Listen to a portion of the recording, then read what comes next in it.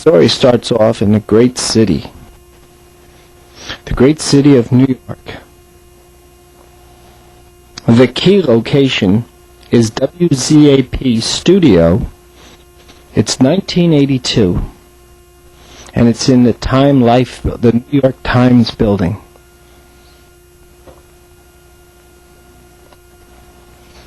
At WZAP, there is a disc jockey, Brian Love. Brian Love is not your ordinary disc jockey. Brian Love is a scholar and a philosopher who is creating to update or revise the calendar system. Brian maintains that the year 2000 should be a new beginning of a new age. He has many guests on the show that give different reasons why it would be convenient and very important, life-saving, to have the year 2000 become officially, at the United Nations level, a new year zero, to begin a new calendar system.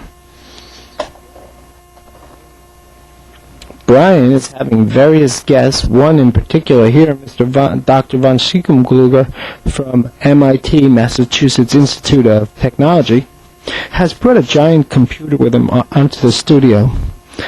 The computer he is going to demonstrate, which he has set to run very fast, so that it will hit the year 1999 in a matter of minutes. He demonstrates that when it does go from 1999 to the year supposedly 2000, it just will not. It only has a 2-digit active field, so from 1999 it will try to go to the year 1900 again. But it will have a data conflict on its memory. Therefore, it will overload, perhaps burn out, shut down, and he says that most of the computers, the old big mainframe computers that run the governments and all the strategics, have this problem. The catastrophe might mean a total computer blackout at that moment. He also warns that if that occurs, while the repair is taking place and the reprogramming, there will be no safeguards, and hackers and intruders will be able to get into the computer before the safeguards and the gateways are connected, and it will be virtually impossible ever to have any security in any machines. He warns that the only solution to this problem is to go over to a year zero, so they will not need that extra field, 2 fields, and they can just go to 01. This will give them 100 years before they have to confront this problem again, because, as I said, it's only a 2-field active for the year. Well, we can see that Brian's very excited about this show. He has a satellite simulcast. He has both Iran and Israel both on TV monitors in his studio live, and he is conducting a peaceful discussion with them, focusing on the calendar resolution at the United Nations. The Israeli group, as we can see here, holding up their calendar, 5,765, it maintains that the use of the Christian calendar really is an insult to them and their forefathers, who maintained that calendars are to be based on the beginning of time, when the Bible, God made Adam, and that King David, King Solomon, and all the great prophets, Moses, etc., never started calendars on their birth dates, and that Jesus' birth date being used for a calendar is purely, they call it a pagan ritual to use a man's birth date. And then they maintain that Jesus himself was Jewish and abided by the Jewish law, and he would have never wanted a calendar based on his birth date. either. The very powerful and wealthy oil sheiks feel very strongly about the use of the AD calendar, the birth of Christ calendar, in their country. They maintain that they do not allow other religions, that they are strictly Muslim, that their great prophet was Muhammad. They have a calendar based on Muhammad's birthday, and they believe that the United Nations should adopt Muhammad's birthday for the year zero, and they are going to push for that resolution to occur. But they will consider a resolution to go over to the year zero after 1999.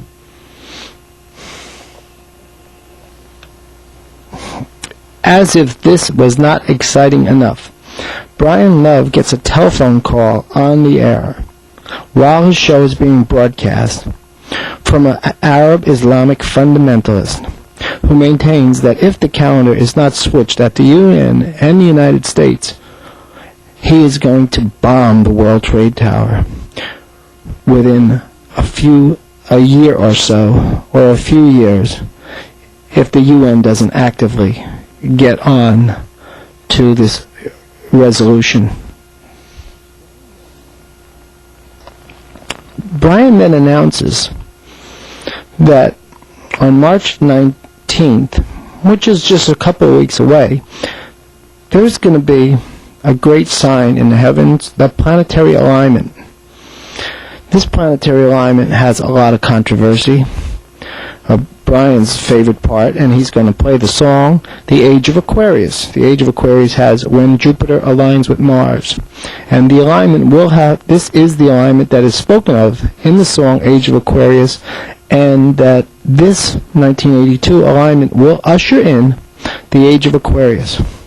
Brian is going to do an in-depth focus on the planetary alignment, and has sponsored himself personally a festival at Key Biscayne, Florida, near the equator where the viewing will be best, that he intends to do personally a show dedicated to the beginning of the Age of Aquarius.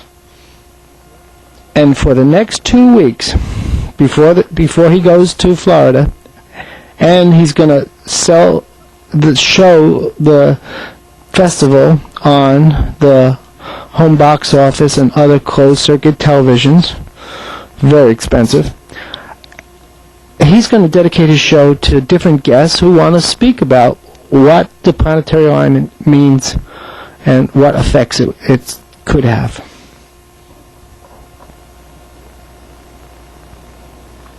His first guest is writer of a very famous book, Jupiter Effect, which Jupiter is the greatest planet, tells that there's going to be a great imbalance because of all the planets on the same side of the sun, sort of like a seesaw with all 9 people on one side. And this great unbalance is going to swell the liquid of the sun towards the 9 planets, and in turn the liquids of the centers of the Earth will move and create great earthquakes.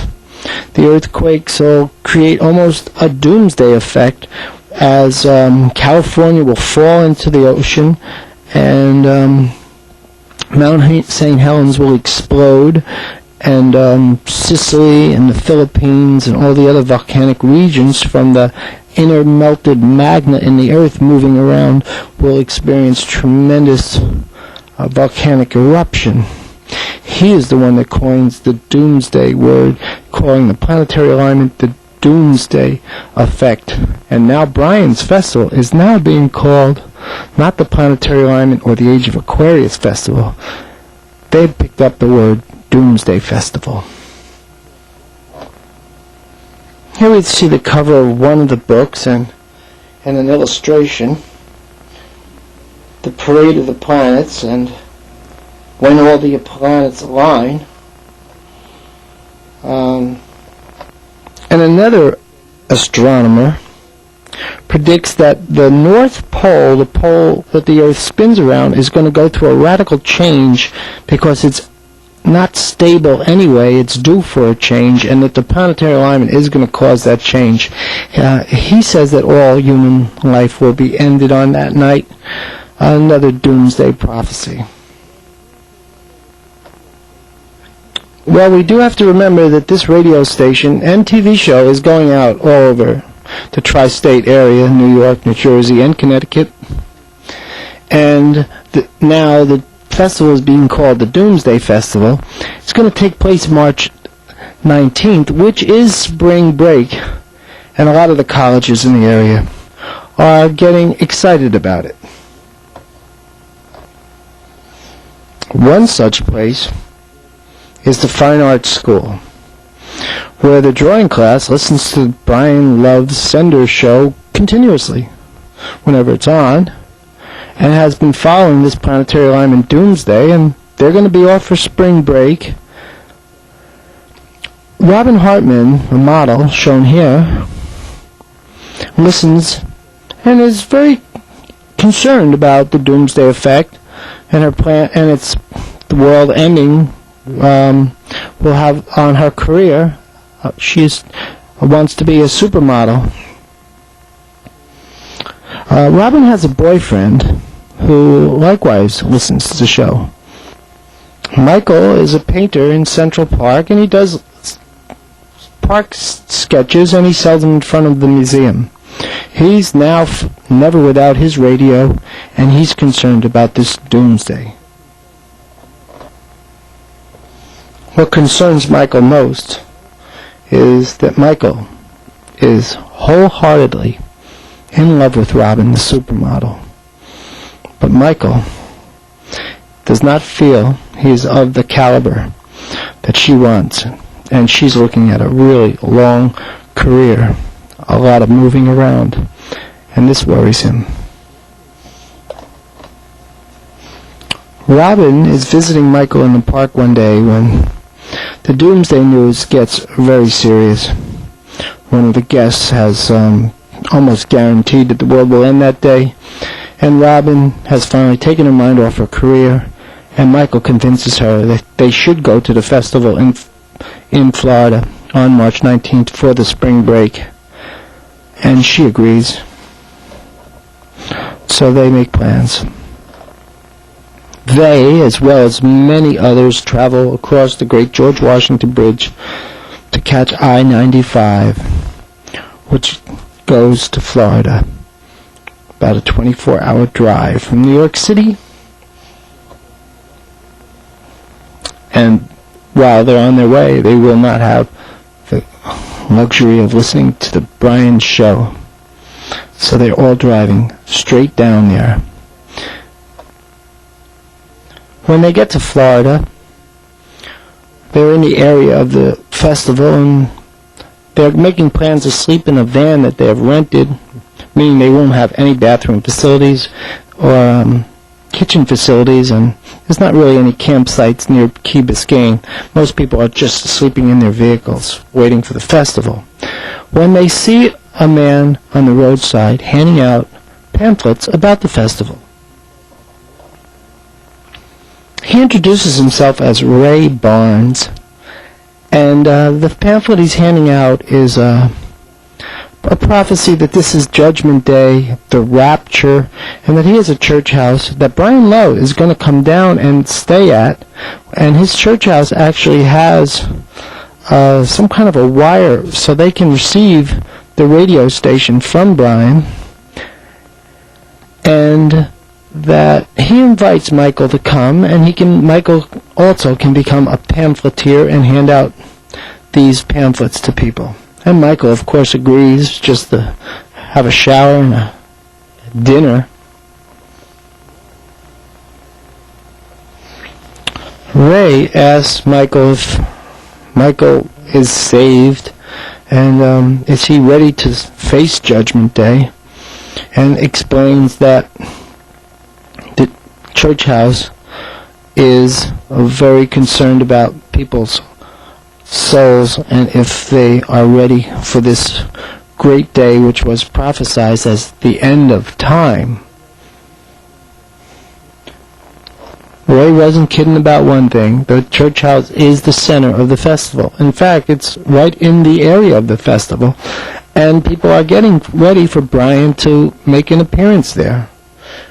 Because he will be the disc jockey at the festival. At dinner, the other couples, who also believe this is the end, are talking about getting married the night of the festival, so when doomsday happens, they can at least feel as though they got married, which was very important to them. They believe that, like Adam and Eve, that people are created in couples. And Ray says he will do that wedding. Hard to believe, but Robin and Michael join in and decide that they want to also get married. Michael is really excited and says he doesn't even want to wait till the festival, which is only tomorrow night. He would like to get married immediately. Ray says that he knows a place where that does marry people immediately, and it's the Seminole Reservation in the Everglades, and the chief will marry them. Ray says no, that he'll go up there with them and show them where it is. And Michael says, well, let's get in the truck. It's getting late, but Ray, Michael, and Robin get into their van and take off. It's just getting dark. They get to the Indian reservation, and the Indians are planning to have a planetary alignment celebration ceremony right this night. One night before, the scientists say that it will be officially the alignment. Raised by the waterside, and the Indians are making mounds of earthen mounds in the water, which are in a straight line, and there's 9 of them, to correspond to the 9 planets.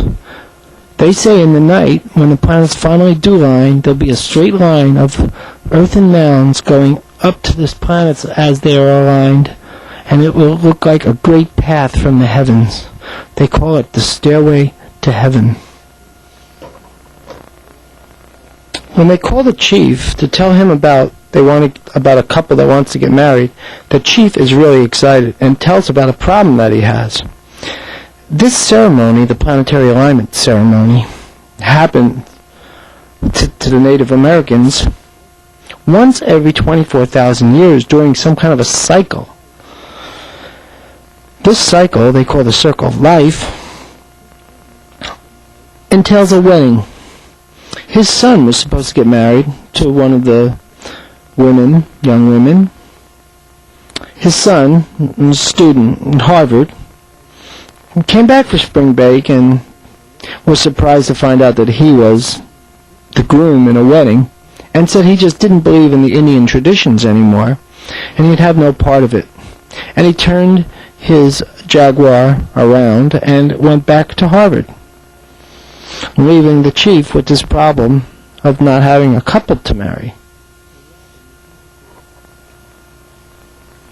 Well, Robin is introduced to an older Indian woman who asks Robin if she's at all Native American, and Robin says she's Jewish, and please don't even call her mother to ask. Well, one of the other Indians says that, well, he's read in the Mormon book that the Jewish people are, and the Indians are related by some lost tribe, and the old Indian woman is willing to accept it. So she puts the headdress, the sacred headdress, the marital ceremony headdress on Robin, and Robin and Michael are going to take the place of the Indian couple at this once every 24,000 year wedding ceremony. The first part of the ceremony is Robin and Michael getting Indian names.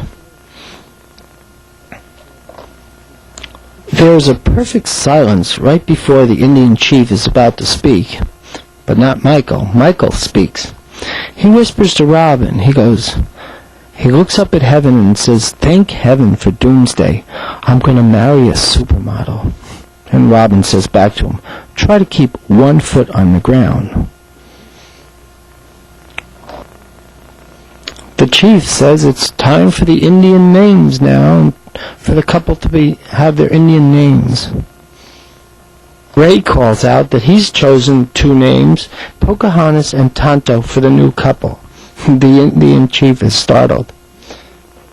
And he says he has overheard Michael and Robin's comments to each other when Michael looked at the sky and said, "Thank heavens for doomsday."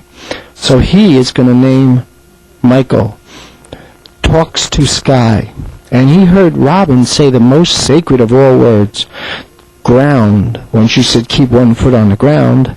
And the word ground in Seminole means the Great Mother. So Talk to Sky will marry Great Mother. Well, after the ceremony, Robin and Michael are led to a ceremonial teepee that was prepared for the couple. This honeymoon teepee was right in alignment with the earthen mounds, the fire, and the planets. And the Indians circled it throughout the night, chanting and singing. And it was said by some of the Indians that they saw a great cloud, maybe swamp gas, go along the path of the planets, along the earthen mounds, and settle on into the teepee.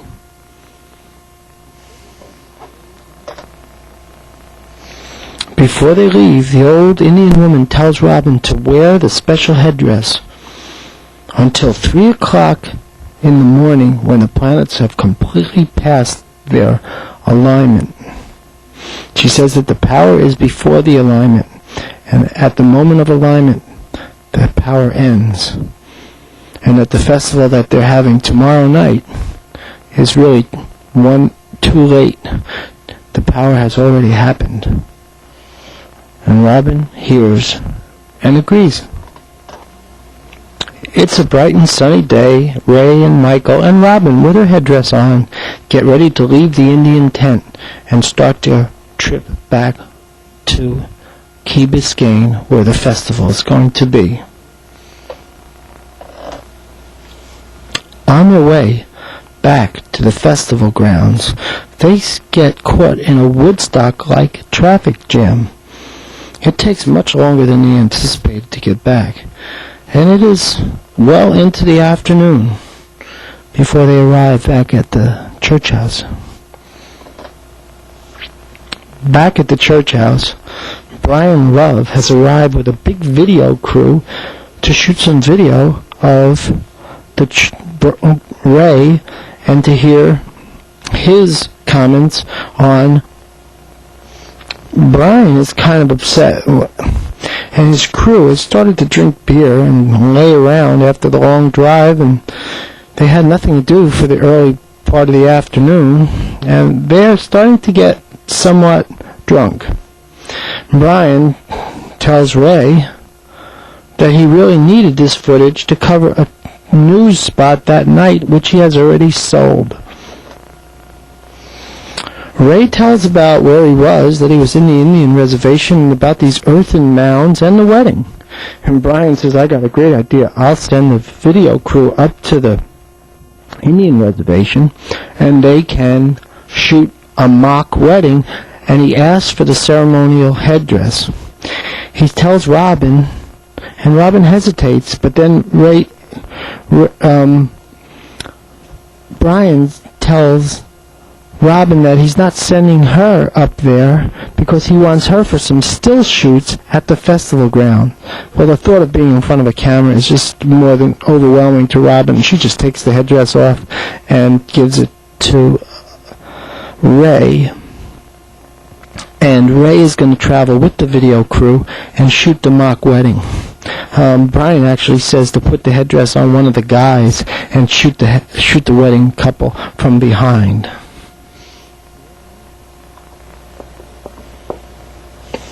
Ray takes the headdress and gets into the video van, and he's off to the reservation.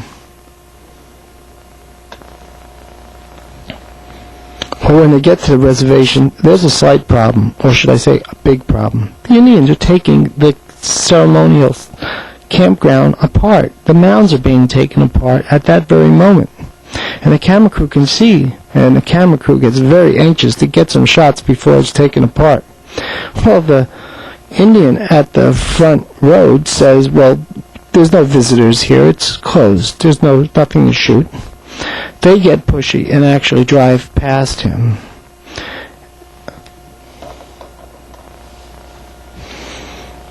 The gatekeeper Indian calls back to the chief and tells them that there's a video truck coming to shoot video, and the chief comes out with some of his council members to tell the video truck that to get off the reservation, that they've treated the gatekeeper rude, which is very serious, and that there won't be any video shot, that the ceremony's over.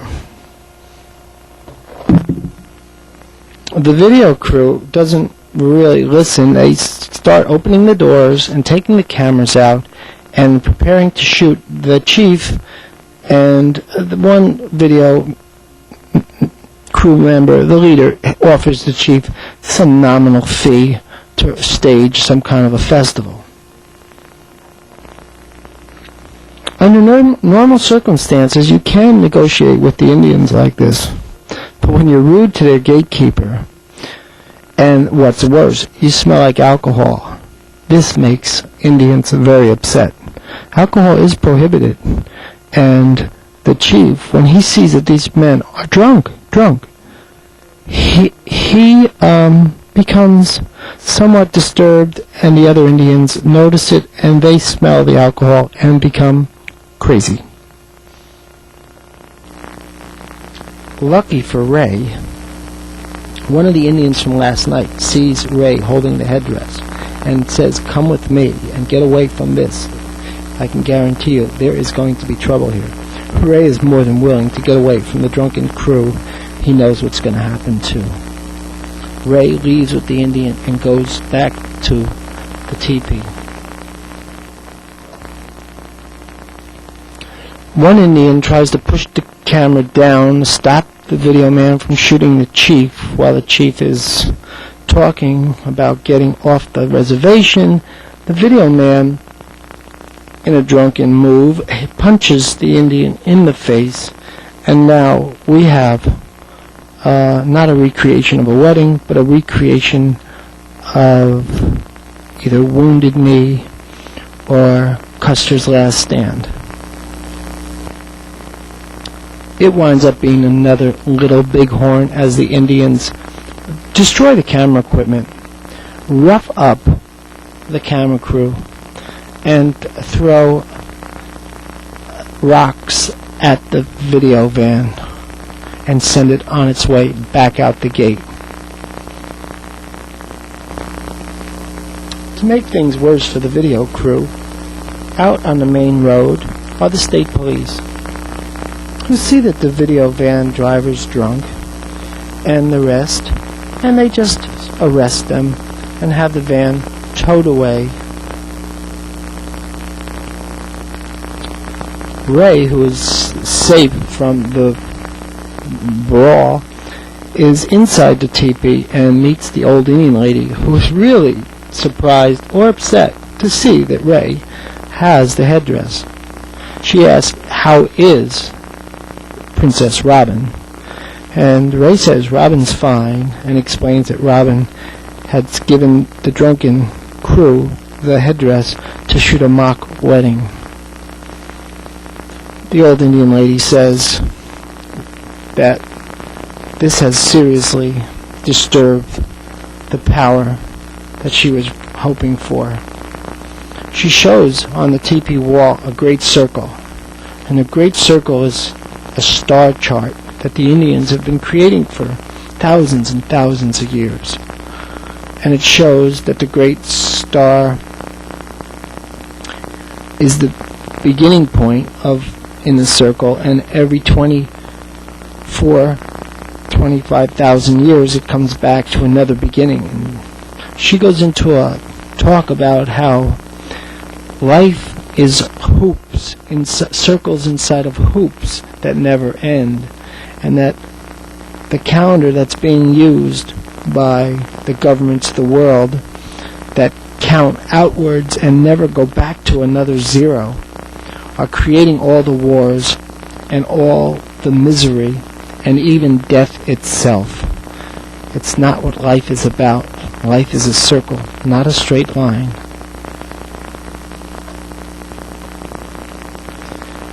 She tells Ray that Robin is pregnant from that night, last night, with a special baby she calls Quetzalcoatl, who is a sort of an Indian spirit who comes to put the world back on the circle system and stop the war and the misery from the straight line system. But now she says that Robin has taken off the headdress. The child is not protected by Indian spirits anymore and now is part of the world. When Ray comes out of the teepee, he still has the headdress, and he's told by the old woman that there'll be somebody outside to receive it. And there is a beautiful maiden who was supposed to be married to the chief's son, and she says she will take it and she will hold it for 24,000 years until it's time for her to get married again. Ray is amazed, and then she looks at him and says, "You don't understand the circle yet. Aren't you part of the circle of life?" And Ray gives her the headdress, and he catches a ride back to the festival.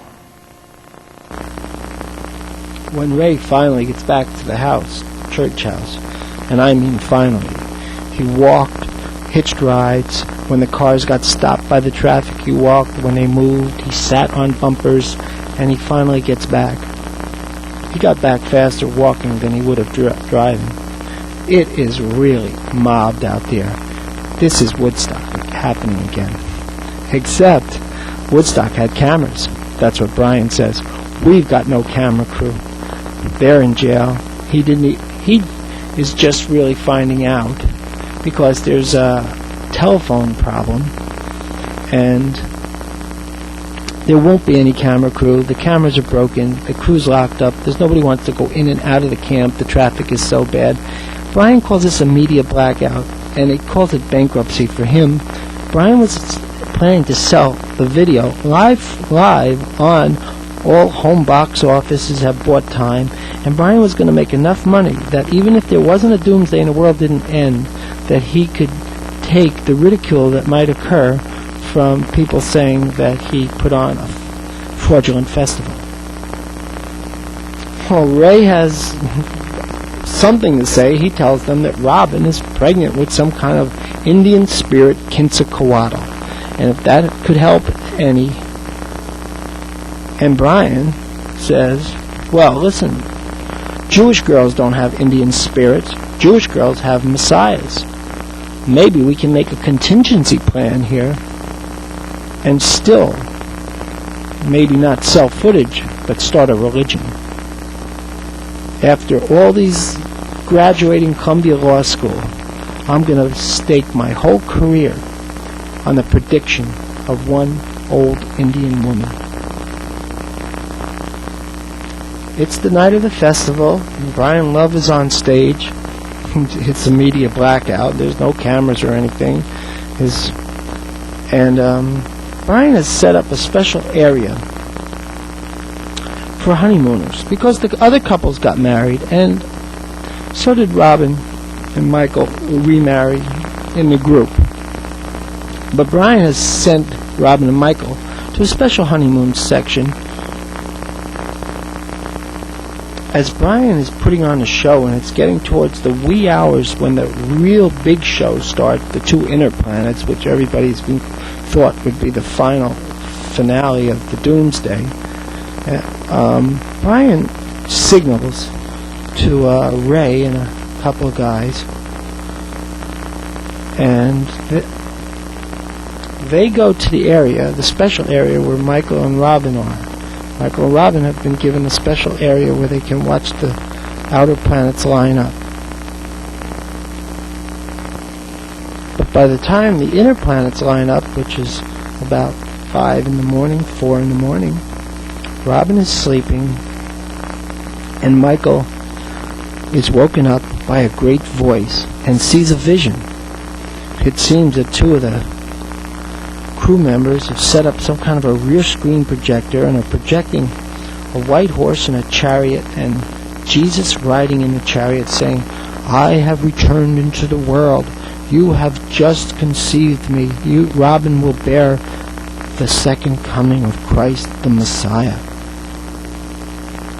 Michael is really in shock. Just about at the moment when Michael is ready to run and tell everybody, it seems that nobody's really interested, and they tell him to be quiet because Brian is confronted by a really serious problem. There's a dead man with a knife sticking in his heart in the middle of the festival. He was killed during the wild interplanetary alignment. The police are there.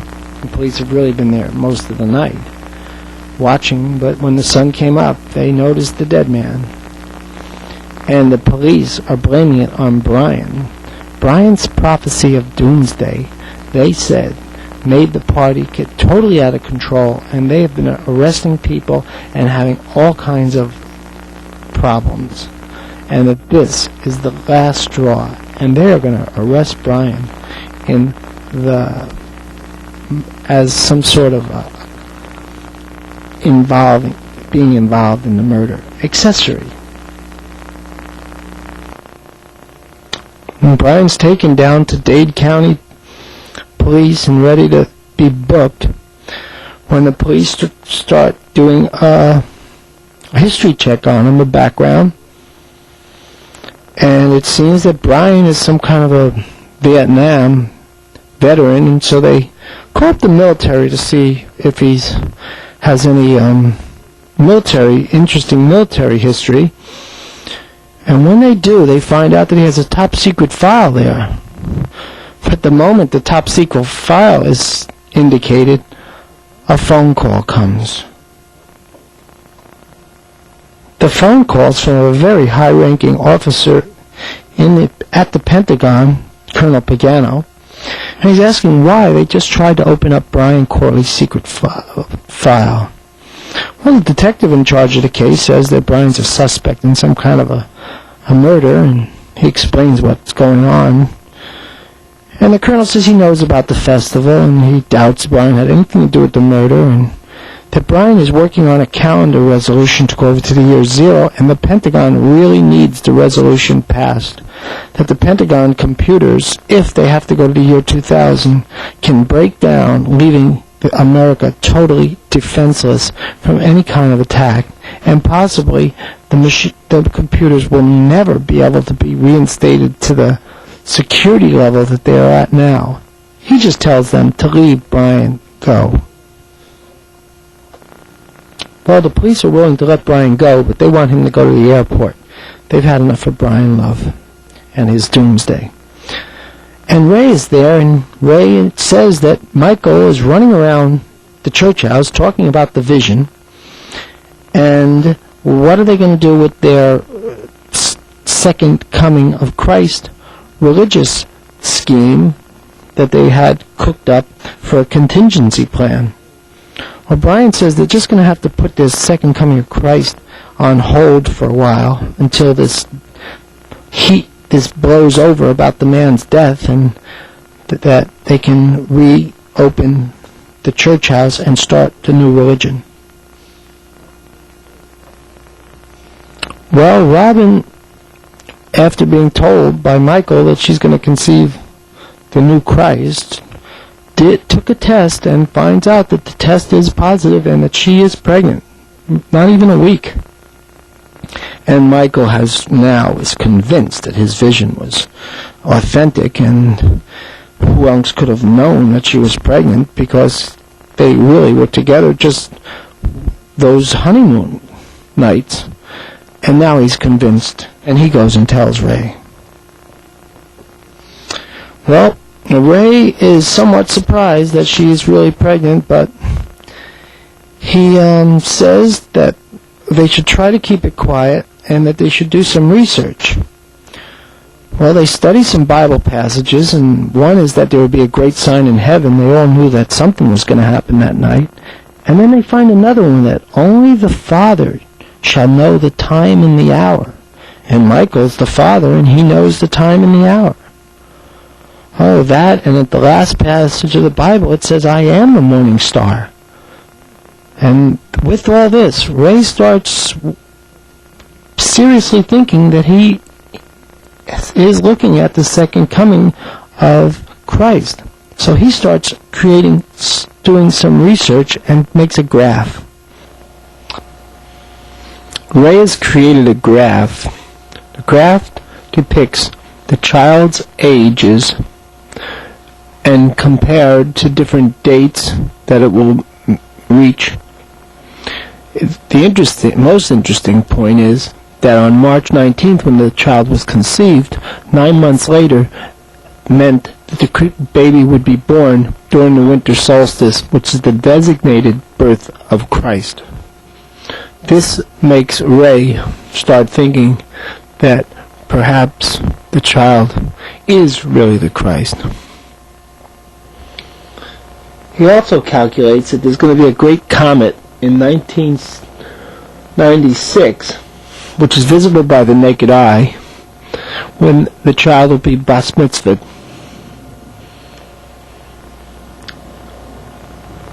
But the most impressive thing of all is that the star Polaris will be directly over the northern axis at the year 2000, when the child is 18 and old enough to begin a ministry